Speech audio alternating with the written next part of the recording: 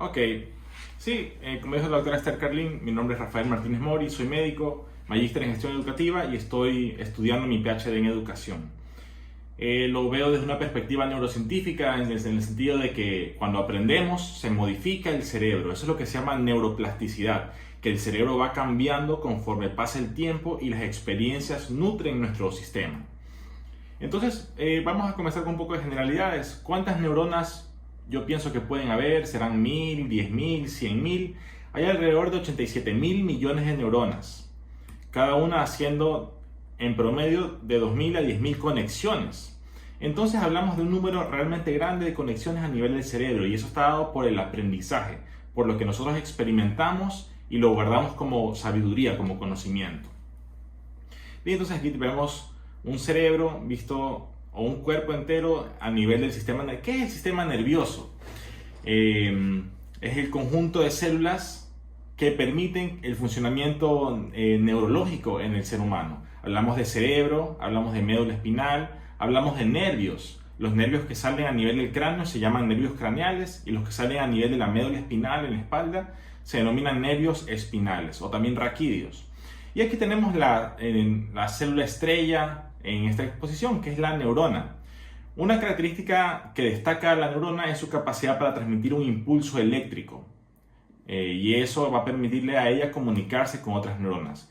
Pero las neuronas no son el único tipo de célula en nuestro sistema nervioso. Tenemos muchas otras, como son las que vemos en la pantalla. Lo que les quiero mencionar es que las neuronas no son el único tipo de célula en el cerebro.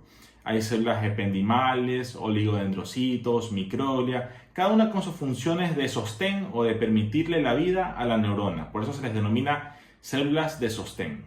Bien, aquí vemos el cerebro en la línea media, lo que viene a ser el sistema nervioso central, a la línea del centro, el cerebro y la médula espinal. Y el sistema nervioso periférico, los nervios que emergen de aquí.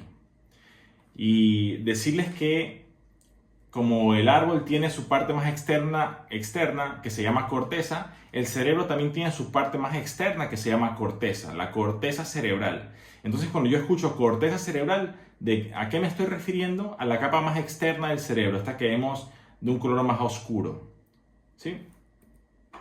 Y también, como en las plantas tenemos el tallo de una planta, también tenemos el tallo cerebral. Del tallo cerebral van a salir nervios craneales que permiten los sentidos, como la visión, como el olfato, como la audición, ¿sí? Salen a nivel del cráneo, a nivel del tallo cerebral. Aquí vemos los nervios craneales. Y el cerebro necesita un constante flujo de oxígeno. O sea, uno piensa, ¿por qué necesito respirar? ¿Por qué necesito comer? Y es porque mediante la sangre todos los nutrientes y todo el oxígeno viaja por el cuerpo, incluyendo al cerebro. Entonces hay unas estructuras de arterias que llevan sangre oxigenada al cerebro y sangre con nutrientes, y esta estructura se le llama el polígono de Willis. El polígono de Willis son las arterias, la estructura de arterias que llevan sangre al cerebro. Y hasta ahora hemos hecho un pequeño resumen de la neurociencia. Vamos a comenzar a hablar ahora de las emociones. Siempre que nos emocionamos, va a cambiar nuestro estado de ánimo, generalmente para bien o para mal. Nosotros, por lo general, cuando nos pasa algo bueno, sentimos placer. Supongamos que nos ganamos un premio, un pequeño premio en la lotería, o acertamos una buena respuesta en un examen, sentimos una sensación de placer. Ese placer en el cerebro ocurre en un sitio muy particular que se llama núcleo accumbens. ¿Sí? Entonces el núcleo accumbens es el sitio de placer del cerebro. Si yo tengo sed y me tomo un vaso de agua, siento placer, el núcleo accumbens se activa. Si yo de repente me encuentro con un viejo amigo después de mucho tiempo y conversamos, tenemos un momento agradable, liberamos dopamina, que es el neurotransmisor con el que funciona el núcleo accumbens. ¿Sí? Entonces esto modifica nuestro estado de ánimo. De repente, si yo estoy con mucha hambre, puedo estar irritable. Pero luego de comer siento la dopamina en mi núcleo accumbens y mi estado emocional cambia, ya estoy de mejor ánimo luego de haber comido. Entonces esta emoción fuerte que ocurre en el ejemplo que les menciono luego de haber comido es dopamina en el núcleo accumbens. ¿Sí? Todo lo que nos produce placer, el tiempo romántico con nuestra pareja nos produce placer, activa el núcleo accumbens. El tiempo de calidad con amigos, comer una comida muy rica, tomar agua, etcétera. Todo esto produce placer y genera un cambio en el estado de ánimo. ¿Sí? Y aquí cuando les menciono que se activa el núcleo accumbens, lo que quiero mencionarles es que se libera el neurotransmisor dopamina a nivel de la sinapsis. O sea, en el sitio donde está el núcleo accumbens ocurre conexión entre neuronas y ocurre con el neurotransmisor llamado dopamina. ¿Qué ocurre cuando se activa una neurona? Ocurre que cambia la carga eléctrica de su membrana. Carga eléctrica que al principio, cuando la neurona está en reposo, está en un valor negativo de menos 70 milivoltios. Cuando se activa la neurona, este valor negativo pasa a ser positivo, en lo que se llama despolarización. Entonces, la activación de la neurona se llama despolarización. ¿Y por qué se llama despolarización? Porque el voltaje va de un polo negativo a un polo positivo, de menos 70 milivoltios a más 30 milivoltios. Y esto ocurre por la entrada de iones cargados eléctricamente, como el sodio, como el potasio, como el calcio. ¿Sí? En este caso vemos sodio, que es un ion con carga eléctrica positiva. Ahora, como les menciono, nuestro cuerpo está diseñado para sentir placer cuando cumplimos con nuestras necesidades. Hay necesidades muy superficiales, muy fisiológicas, muy básicas, como comer, como tomar agua, como dormir, ¿sí? Y había un psicólogo en los años 50 en Estados Unidos que se llamaba Abraham Maslow, y él planteó que los seres humanos tenemos necesidades que van desde lo más superficial hasta lo más profundo. Lo más superficial, como les menciono, tomar agua, comer, dormir, y lo más profundo, la autorrealización. Entonces, de repente, ¿cómo yo puedo modificar mi estado emocional? Puedo cumplir una meta a largo plazo. De repente, cuando ustedes concluyan esta maestría que están haciendo, van a sentir un gran placer porque sus necesidades de autorrealización están siendo satisfechas. ¿Sí? Entonces, la autorrealización para Abraham Maslow era que la persona llegue al máximo de su potencial. Yo, alcanzando un título de 4º nivel, estoy creciendo profesionalmente, estoy autorrealizándome y siento placer. Ese placer es por el núcleo accumbens generando activación por dopamina. ¿Sí? Bien, entonces el ser humano tiene una línea de tiempo cronológica desde que nace hasta que es un adulto mayor, pero también tenemos una línea trascendental. Si yo logro autorrealizarme, llegar al máximo de mi potencial, yo estaré contribuyendo y de esta manera estaré tocando lo eterno. Si es que yo mediante mis libros, si es que yo mediante una investigación o diferentes áreas de la autorrealización, la área científica, área política, área familiar, área laboral, sí, son diferentes aspectos de mi vida en los que yo puedo trascender. Puedo liberar dopamina en mi núcleo accumbens y me pueden hacer sentir un placer muy profundo. ¿Sí? Ahora, hay partes del cerebro que controlan nuestro cuerpo y en este caso les quiero mencionar a la corteza prefrontal. Esta es el área consciente de nuestro cerebro. Cuando yo estoy aprendiendo a andar en bicicleta o un bebé que aprende a pararse, al principio está siendo completamente consciente de todos sus movimientos. Pero ya de adultos podemos ponernos de pie, podemos caminar sin pensar en cada movimiento. Si yo ya sé manejar un carro, no estoy pensando en cada movimiento de mis manos, de mis piernas. ¿Por qué? Porque ya mi corteza prefrontal no es el área encargada de los movimientos, sino áreas inconscientes de mi cerebro. Pero cuando recién estoy aprendiendo, cada movimiento debe ser coordinado por la corteza prefrontal. Es importante mencionar que esta corteza prefrontal también puede regular nuestras emociones o puede regular nuestro comportamiento según las emociones. De repente, si yo me siento irritable, la parte emocional del cerebro puede explotar, pero la corteza prefrontal es aquella que lo frena, ¿sí? Y esta corteza prefrontal no termina de formarse hasta los 28-30 años. Por ese motivo, los niños se supone que tienen un control emocional inmaduro, los adolescentes también inmaduro, y ya el adulto comienza a tener un criterio, una madurez en cuanto a su criterio y a su estabilidad emocional. Es lo que debería esperarse, dado por la corteza prefrontal. Sí, entonces, la próxima vez que yo me sienta muy molesto y estoy a punto de perder el control, ¿por qué no pierdo el control? Por mi corteza prefrontal, que me dice, espera, incluso yo puedo respirar profundo y estoy cambiando mi fisiología. ¿Sí? También hay áreas correspondientes al lenguaje. Si yo estoy conversando con mi hijo, estoy estimulando sus áreas del lenguaje, estoy agregando palabras a su vocabulario. Si yo le comienzo a hablar de las emociones y el niño comienza a adquirir la habilidad de comprender sus emociones y expresarse mediante el lenguaje, hay áreas del cerebro responsables de esto. Las áreas del lenguaje más importantes son las áreas llamadas área de Wernicke y área de Broca. ¿Sí? Área de Broca y área de Wernicke son dos áreas importantes en el lenguaje.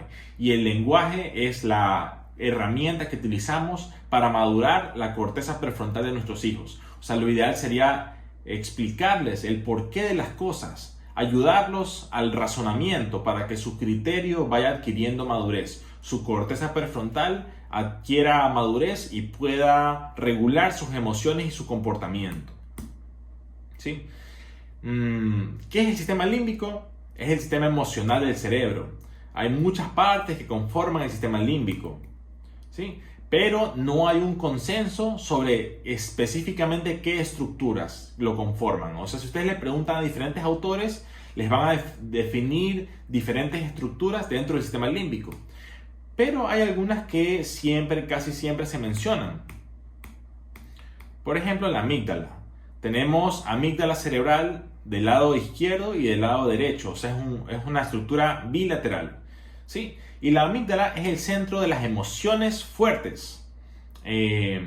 Decíamos que el núcleo accumbens es el sitio del placer, pero el sitio de la emoción es la amígdala. Cuando yo estoy muy irritado, muy enojado, la amígdala se enciende, se activa, se despolariza. Y cuando estoy muy feliz, muy contento, estoy eufórico, también la amígdala está siendo activada. Aquí tenemos la amígdala cerebral. Entonces hemos nombrado dos estructuras cerebrales importantes. Núcleo accumbens, que ¿para qué servía? Para el placer. ¿Sí? Placer de tomar agua, placer de comer alimentos, placer de respirar. Yo puedo sentir placer solamente siendo consciente de la respiración. O placeres más profundos, como la autorrealización. Obtener mi maestría, obtener mi PhD, escribir un libro, contribuir con la ciencia, con la política, con mi familia, con mi trabajo, cosas que me hagan trascender. ¿Activan qué área? El núcleo accumbens. Y esa es la primera área. La segunda área que nombramos es la amígdala, que tiene que ver con las emociones fuertes. No vamos a entrar tan en detalle, pero quisiera que conozcan que la amígdala se sigue subdividiendo en pequeñas estructuras y cada una con su función en particular. Porque por lo general lo que se escucha cuando se habla de emociones es que la amígdala sirve para sentir enojo. Lo que les vengo a decir como novedad es que también sirve para sentir mucha alegría y que a su vez la amígdala se subdivide en diferentes estructuras. Núcleo lateral, núcleo central, núcleo basolateral, etc. También otra estructura del sistema límbico es el cuerpo calloso, que es cables que interconectan ambos hemisferios cerebrales. El lado izquierdo del cerebro es más matemático, más lógico, más racional. O con mayor raciocinio, mientras que el lado derecho del cerebro es creativo, es espontáneo, es intuitivo. Y tenemos una estructura que se llama cuerpo calloso que interconecta ambos hemisferios. Sí, aquí tenemos para observar el cuerpo calloso. ¿Cómo aprende el cerebro? Cuando aprendemos algo, inicialmente lo guardamos en nuestra memoria a corto plazo. Esta memoria a corto plazo se sitúa en un sitio específico del cerebro llamado el hipocampo cerebral. Tenemos hipocampo del lado izquierdo y del lado derecho. ¿Y para qué sirve? Para la memoria a corto plazo.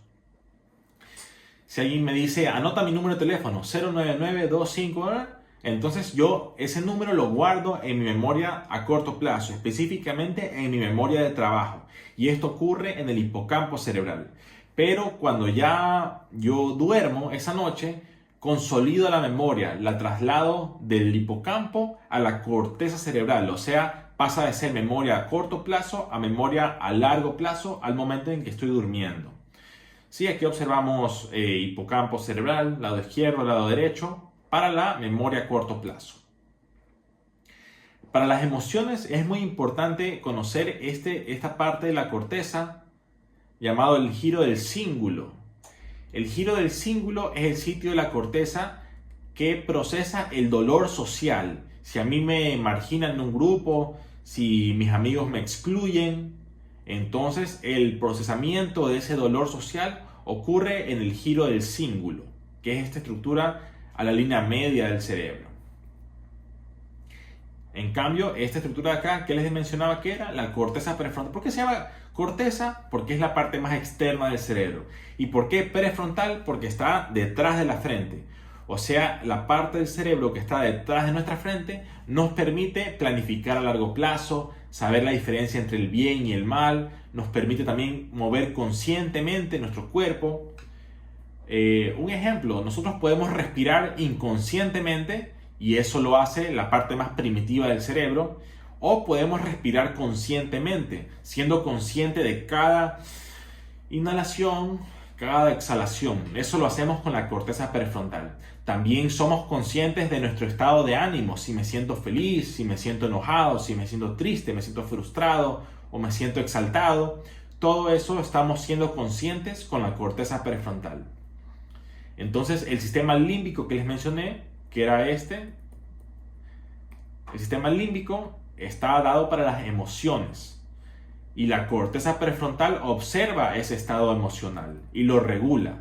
Puede ser que me sienta irritable, pero no por eso mi conducta debe ser ruda, ¿verdad? Vamos a hablar un poco de los neurotransmisores, que son las moléculas que permiten la conexión entre neuronas. Hay muchos, les quisiera mencionar en particular dos. El glutamato y el GABA. El glutamato es el mayor excitador del sistema nervioso, o sea, va a activar las neuronas, mientras que el GABA, ácido gamma aminobutírico, es el mayor relajante del cerebro. ¿Sí? Entonces, si es que mi niño está en un berrinche, está llorando, lo ideal sería comenzar a conversar con él y tratar de que él copie nuestra respiración. Nosotros respirar profundo y decir, respira conmigo. Él va, por sus neuronas en espejo, a copiar nuestra respiración. Al respirar lentamente, estamos activando la parte relajada de nuestro cerebro, lo que se llama el sistema nervioso parasimpático. Y el neurotransmisor que está tomando mucha relevancia cuando yo estoy respirando profundamente se llama GABA, ácido gamma aminobutírico. En cambio, una persona que está sobreexaltada, está irritable, está gritando, está llorando, tiene más glutamato, que es un neurotransmisor excitatorio.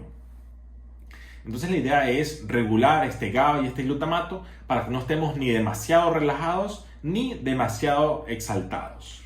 Hay otros neurotransmisores, les quiero señalar en particular las endorfinas. Después de hacer ejercicio me siento muy relajado, también es por las endorfinas, ¿verdad? La acetilcolina, que tiene mucho que ver con la formación de memorias. Tenemos aquí la dopamina, que les decía que produce placer en el núcleo accumbens. Sí, tenemos noradrenalina, adrenalina, serotonina. ¿Para qué sirve la serotonina? Se lo asocia mucho con el estado de ánimo y con el nivel de energía que tiene la persona, la serotonina.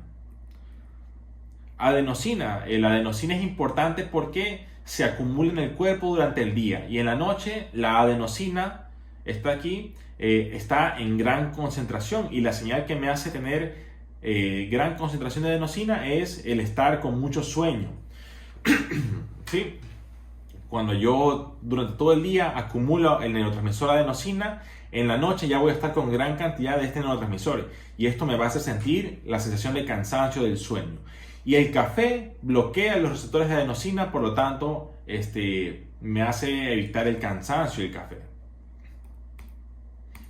Sí, dopamina, ya les mencioné. GABA, ¿para qué servía el GABA? El GABA es el mayor relajante. Si yo quiero tratar de calmar a alguien, quiero cambiar su neuroquímica de glutamato, que es excitatorio, a GABA. ¿Y cómo puedo hacer eso? Una herramienta clave es la respiración. Y en los niños es yo respirando profundo para que ellos puedan observarme y mediante sus neuronas en espejo puedan copiar. Sí, aquí tenemos la molécula del GABA, ácido gamma aminobutírico. Y lo que hace es abrir compuertas para que ingresen cargas eléctricas negativas a la neurona. Si entran cargas eléctricas negativas como el cloro, que es un ion negativo, entonces la neurona se va a activar o se va a inhibir. Se va a inhibir porque entran cargas eléctricas negativas. A diferencia de si fueran cargas positivas, como el sodio, por ejemplo, que es positivo, ahí se activaría la neurona. Glutamato, ¿para qué sería el glutamato? Es el mayor excitatorio, ¿sí?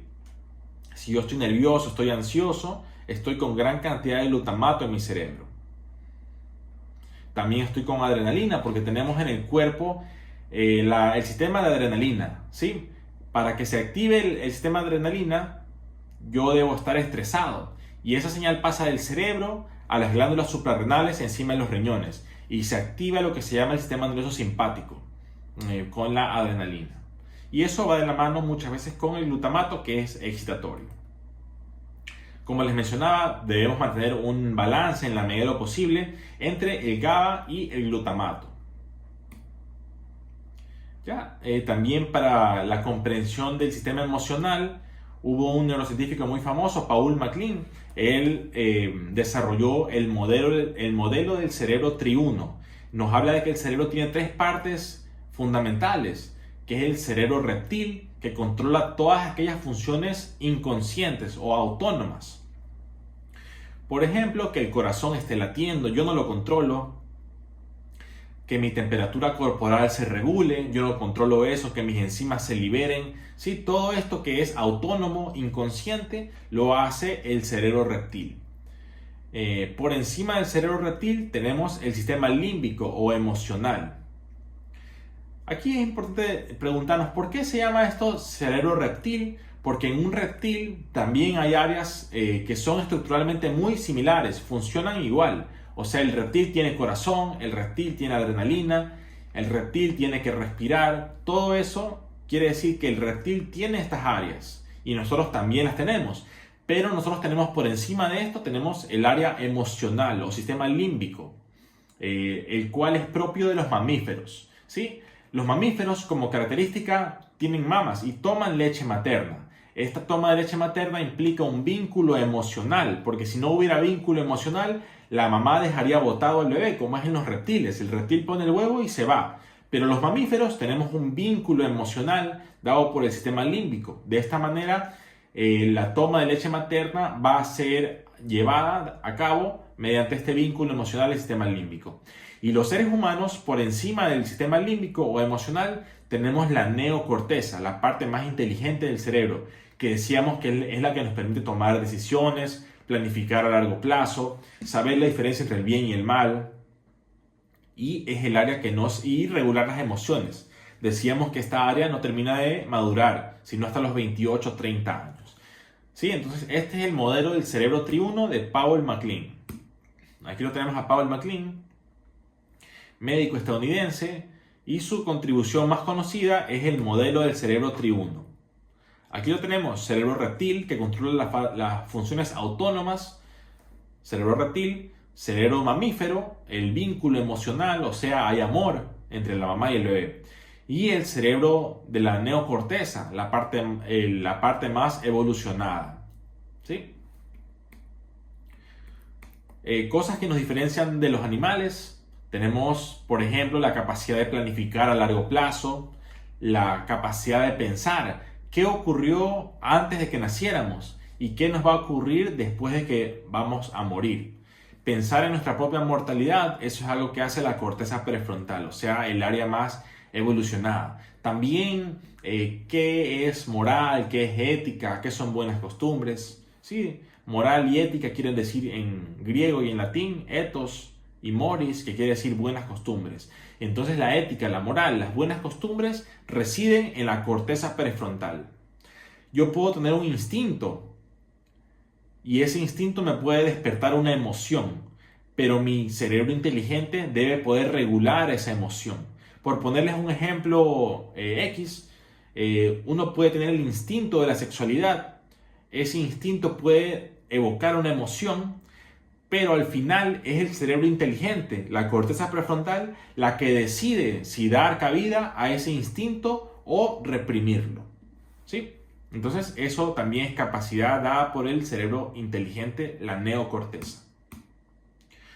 Aquí tenemos la imagen, el tallo cerebral, que viene a ser el cerebro reptil. Puntualmente, ¿desde qué estructura se denomina cerebro reptil? Desde el mesencéfalo hacia abajo. El mesencéfalo es la mitad del cerebro. Del mesencéfalo hacia abajo, o sea, mesencéfalo, puente, bulbo raquídeo, médula espinal, todo eso es cerebro reptil. Por encima está el cerebro límbico, también llamado cerebro emocional. y más superior a esto está la neocorteza. ¿Sí? ¿Y cómo se llama esto? La teoría del cerebro triuno de MacLean, Powell MacLean. O sea que tenemos un animalito dentro de nosotros y es labor de la corteza prefrontal domarlo. ¿Sí?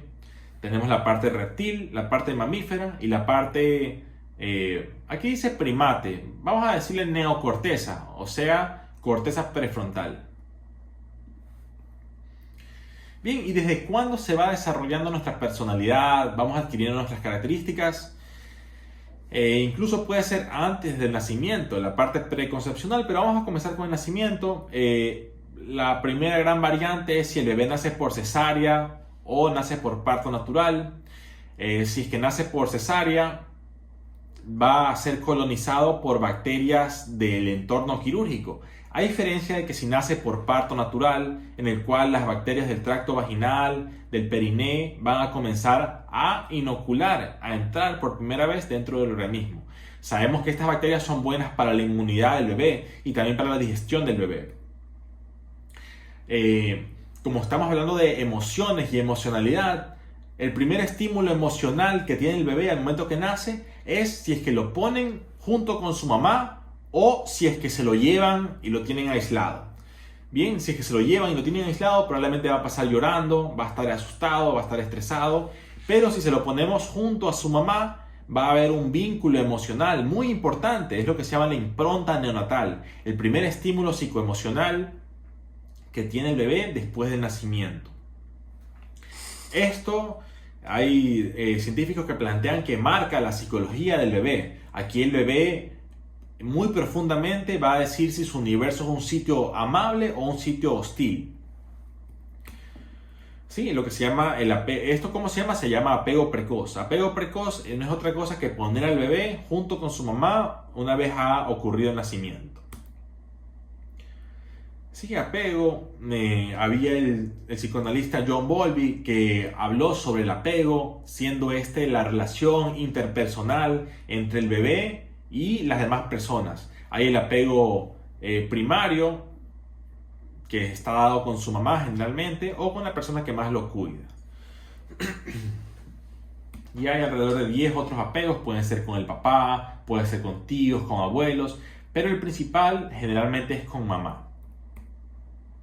También para hablarles de emocionalidad, personalidad, ¿quién es este señor? Es Sigmund Freud, austriaco. Ahí está la época en la que estuvo vivo y fue el fundador del psicoanálisis. Uno de los aportes de Freud fue explorar el inconsciente. Él decía que los seres humanos tenemos inconscientes, tenemos partes inconscientes del cerebro que van a influir sobre nuestras acciones. Veo que hay un comentario, una pregunta. Vamos a darle lectura. Sí, pueden dirigir sus consultas, exactamente, sí.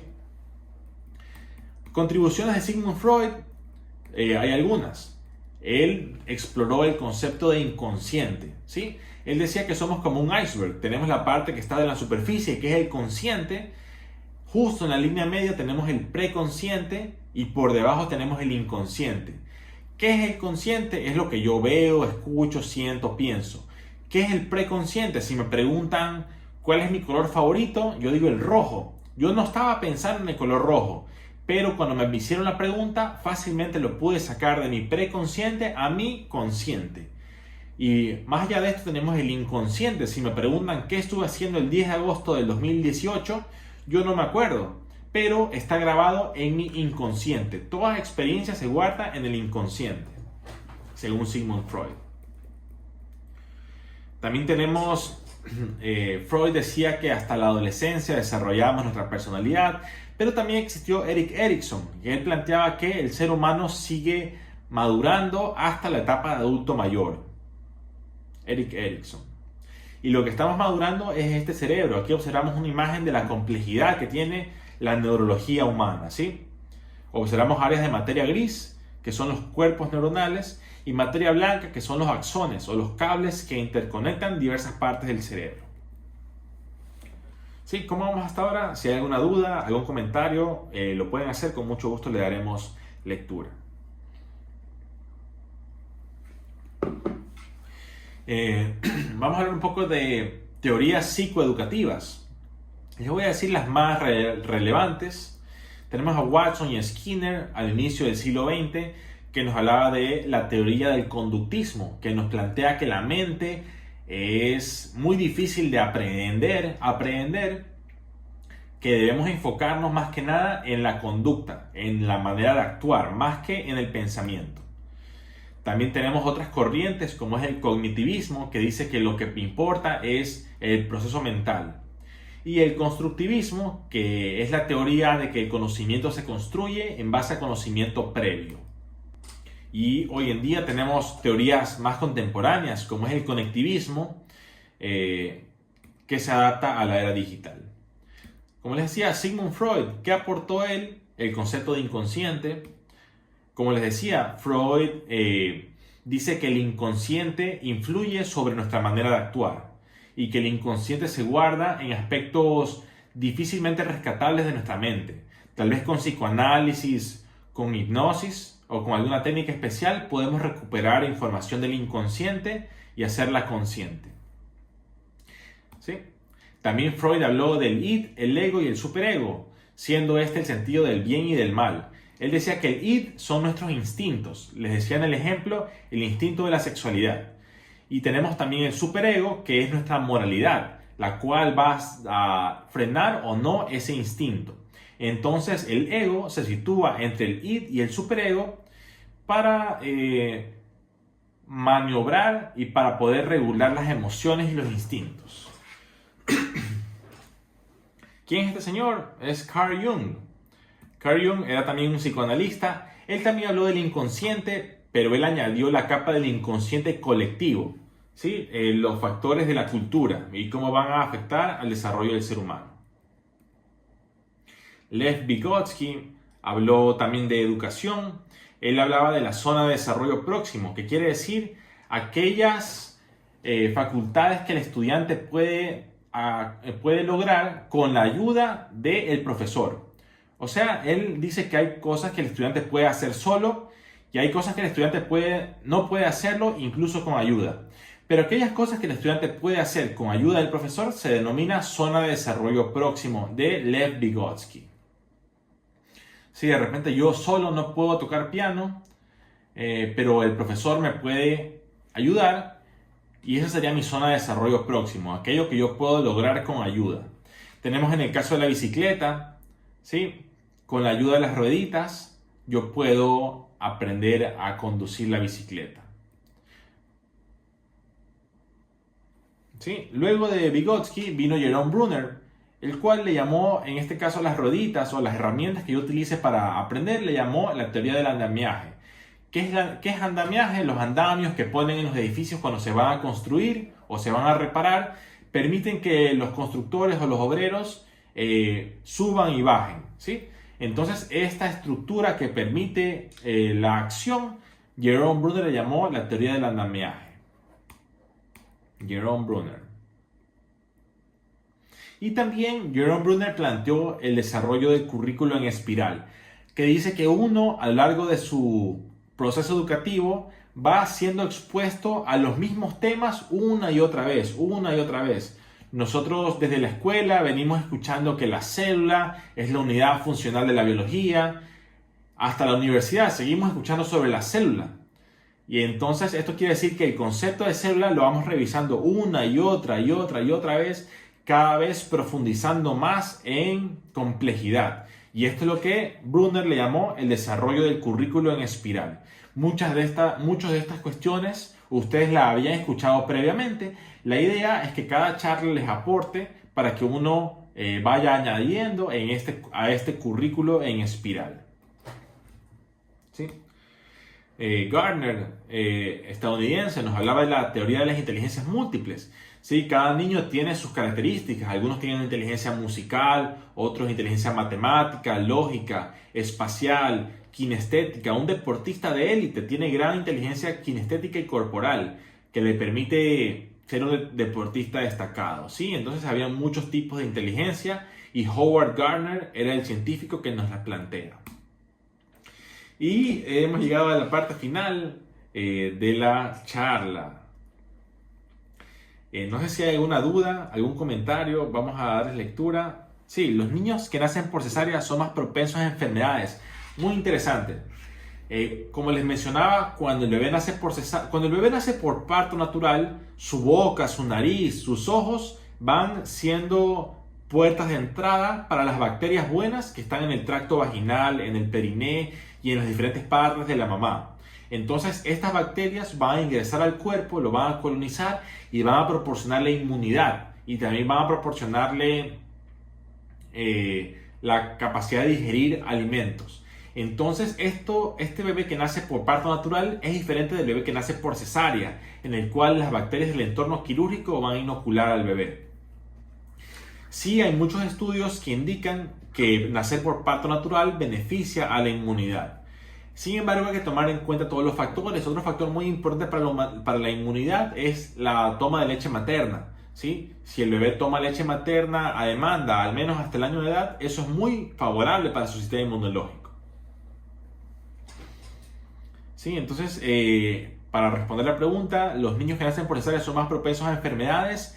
Es un factor de riesgo el nacimiento por cesárea. Sin embargo, no es que en definitiva va a causar una mayor prevalencia de enfermedades. Buenas noches. A nivel psicológico, ¿cómo afecta nacer por cesárea? Claro, bueno, podemos reflexionar un poco. El bebé que nace por parto natural siente las contracciones del útero, siente gran estrés. Y ese es el primer estrés que siente el bebé prácticamente. El primer gran estrés que siente el bebé es al momento de nacer, cómo se le contrae el útero y cómo es expulsado por el tracto vaginal. Entonces esto definitivamente lo marca psicológicamente. Luego, si el bebé lo ponen aislado en una termocuna o lo ponen en otro sitio, el bebé llora, el bebé se va a sentir solo. Esto también va a impactar su psicología. Si el bebé nace por cesárea, de todos modos sí se lo pueden poner a su mamá, haciendo el apego precoz de manera satisfactoria. Sí. Entonces eso en cuanto al tema. A nivel psicológico, nacer por cesárea, por eso es que hay muchas tendencias, estarán bien o estarán mal, depende de muchos factores, pero hay los partos más naturales, incluso en entornos no quirúrgicos, pero eso ya es un tema de otra índole, ¿sí?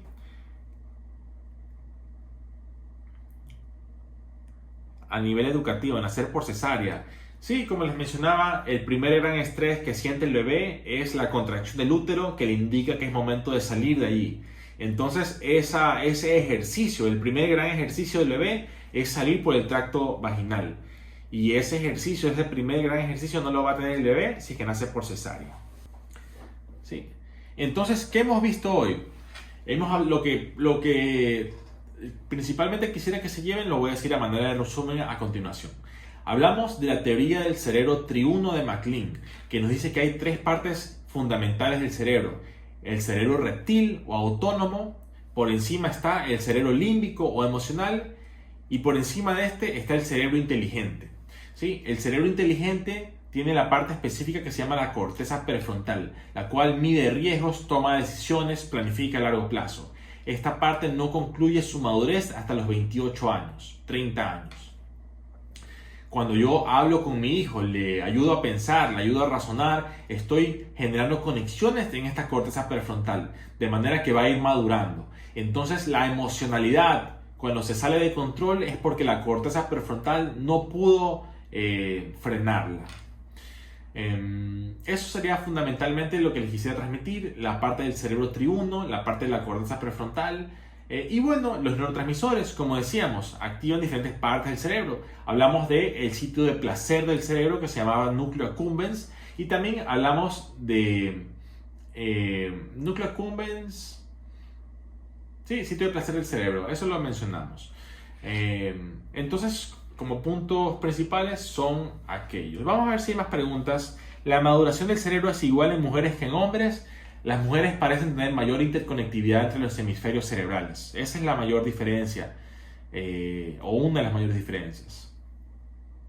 El sexto sentido, bueno, hay muchos sentidos. Tenemos prácticamente la visión, el olfato, la audición, el tacto, la propriocepción, que es sentir mi propio cuerpo en el espacio, temperatura, orientación espacial. Tenemos algunos. Las mujeres evidentemente pueden alcanzar un gran nivel de intuición. Eso sí, claro que sí. ¿Qué pasa cuando no? Ah, sí, el equilibrio, casi me olvido. Gracias por recordármelo.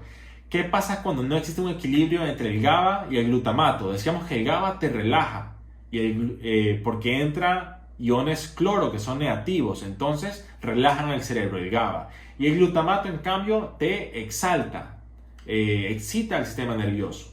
Entonces debemos mantener un equilibrio. Si vemos un niño que está muy hiperactivo, en su cerebro está predominando el glutamato. Debemos tratar de que se calme, fundamentalmente mediante la respiración y mediante el lenguaje. Y esto a nivel neurológico quiere decir que el GABA va a comenzar a fluir por su cerebro. ¿Ok? Las inteligencias múltiples son empíricas. Ah, sí. Nacemos con algunas de ellas o se van formando. El mayor factor es genético. ¿Sí? Así como uno nace con genes que lo predisponen a tener un color de piel, un color de cabello, color de ojos, estatura. También la parte de las inteligencias viene con gran factor de carga genético. Si un niño va a ser con gran inteligencia musical, espacial, lógica matemática, kinestética, medioambiental, diferentes tipos de inteligencia musical, etc. ¿Sí? Entonces viene la parte de mayor influencia es la genética. Sin embargo, también importa el entorno. Yo puedo tener inteligencia musical, pero de repente puedo carecer de las oportunidades para poder desarrollarla. ¿Ok? ¿Desde qué edad en los niños pueden ser diagnosticados por hiperactividad y que sean medicados? Creo que sería una pregunta ya de especialidad. No podría dar una respuesta en particular sobre esa pregunta. ¿Sí? Al nacer prematuro a los 6 meses de gestación, estuve en incubadora durante 9 días. Sí, el ser humano tiene gran resiliencia. Pueden ocurrir cosas muy perjudiciales y el ser humano puede incluso salir fortalecido. Eso es lo que se llama la resiliencia, la capacidad de fortalecerse a partir de la adversidad. Entonces, a nivel de salud pública, deseamos evitar que los niños estén en cuidados intensivos. Tratamos de evitar los factores de riesgo para que no se compliquen esos casos. Pero si ya ocurrió, no quiere decir que ese niño definitivamente va a estar predispuesto a afectaciones sociales.